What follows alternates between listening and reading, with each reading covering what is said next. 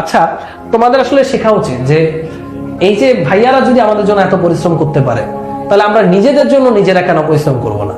মনে রাখবা, আল্লাহ তাআলা কিন্তু আমাদের সৃষ্টি সেরাজ হিসেবে তৈরি করছে।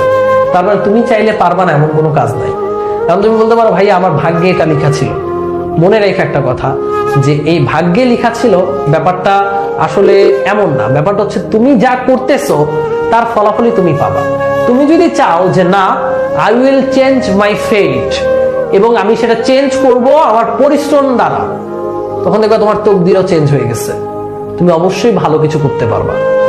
So create your own fate. এই কথাটা আসলে মানে হচ্ছে শুনতে বাজে শোনালেও আসলেই তুমি পরিশ্রম করলে আল্লাহ তাআলা তোমাকে আসলেই বোনাস দিবে। দেখা যাবে যে আল্লাহ তাআলা নিজেই তোমাকে সাফল্য এনে দিচ্ছেন তোমার পরিশ্রম দেখে। সো আমরা যতই তোমাকে উপরে উঠানোর চেষ্টা করি, আমরা যতই তোমাকে উপরে মানে পড়িয়ে একদম সুপার প্রো বানিয়ে দেওয়ার চেষ্টা করি, তুমি যদি না চাও ভাই, তোমাকে দুনিয়ার কেউই পড়াইতে পারবে না।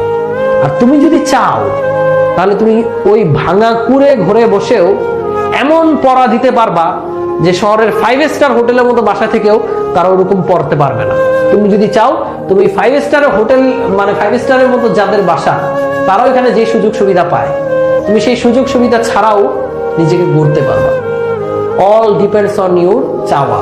সবকিছু তোমার চাওয়ার উপর নির্ভরশীল, তোমার ইচ্ছার উপর নির্ভরশীল। লাস্ট ক্লাসেও বলছিলাম তোমাকে যে একটা ছোট গল্প বলি। আমার এক বন্ধুটা হচ্ছে কলেজে আমরা একসাথে পড়তাম।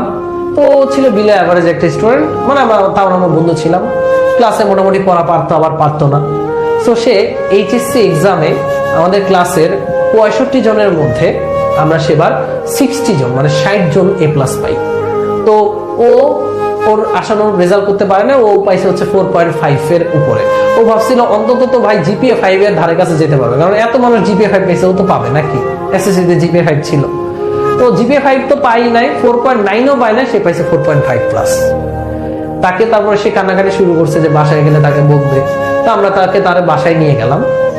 বাসায় যাওয়ার পর ওর বড় ভাই, ওরা একটু নিম্ন মধ্যবিত্ত ফ্যামিলির, তোর বড় ভাই গ্যারেজে চাকরি করে, গ্যারেজে কাজ করে, বাসের যে গ্যারেজ গুলো আছে ওখানে মিস্ত্রির কাজ করে।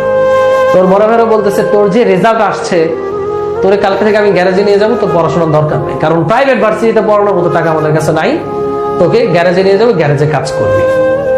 তো ও খুব কষ্ট পাইছে, ও খুব হতাশায় ছিল। তো আমরা বুঝা শোনায় দিয়ে রাতের বেলা আসছি বাসায়, এসে আমি ওকে ফোন দিছি, কিরে কি অবস্থা? ও বলতেছে যে ঠিক আছে, সব ঠিকঠাক আছে, ভাল লাগতেছে না আমি একটু, আমার ফ্যামিলি মন খারাপ, আমার একটু হতাশ লাগতেছে, এটা বলে ফোনটা রেখে দিছি।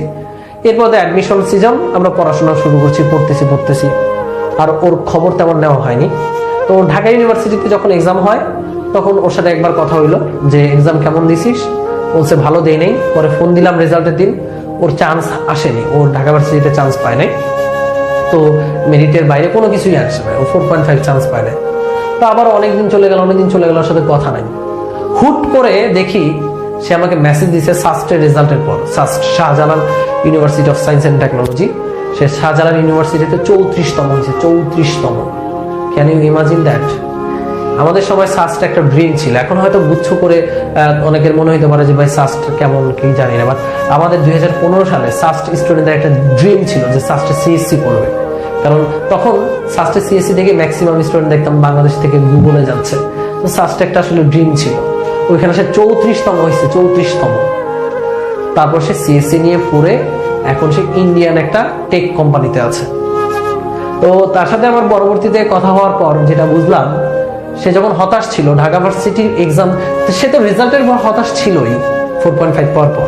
এরপর যখন ঢাকা ভার্সিটি এক্সাম দিল, তখন সে যখন ধারে কাছে নাই কারণ, আমি যখন চান্স পেলাম, সে আরো হতাশায় ডুবে গেল। হয়তো বা তার বাসা থেকে অনেক কথাবার্তা বলা হয়েছে তাকে যে গ্যারেজে কাজ করা, আর কোথাও দিতে হবে না। বাট আলটিমেটলি সে এই হতাশাকে শক্তিতে রূপান্তর করছে। সে এটা বিশ্বাস করছে যে না, আমি পারবো। ঢাকা ভার্সিটি পরীক্ষা দেওয়া পর্যন্ত সে বিশ্বাস করে না যে সে পারবে। সে চায় নাই যে সে অতটা ইচ্ছা করে নাই যে না, আমাকে পারতেই হবে।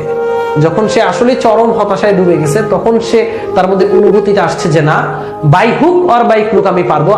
আমি ভাবতেছি হয়তো সে এটাই ইমাজিন করছে যে না, আমি মানুষ, আমি চাইলে পারবো না এমন কিছু নাই। তো এরপর যতটুকু সময় ছিল ঢাকা ভার্সিটি পরীক্ষা, আমাদের ভালোই সময় ছিল সাস্টের প্রিপারেশনের। ওই সময়টাতে সে নিজেকে এমন ভাবে তৈরি করছে, পুরো বাংলাদেশকে হারিয়ে সে 34তম হয়েছে। That is the story. So say change করতে পারলে, আমি জানি এখানে অনেক স্টুডেন্ট আছো যারা আরো বেশি মেধাবী, যারা আরো ভালো রেজাল্ট করবে এইচএসসি তে, তো সে পারলে তুমি কেন পারবা না? অবশ্যই পারবা। এরকম ভুরি ভুরি কোটি কোটি উদাহরণ আছে ভাইয়া, যে মানুষ চাইলেই পারে, তুমিও চাইলেই পারবা।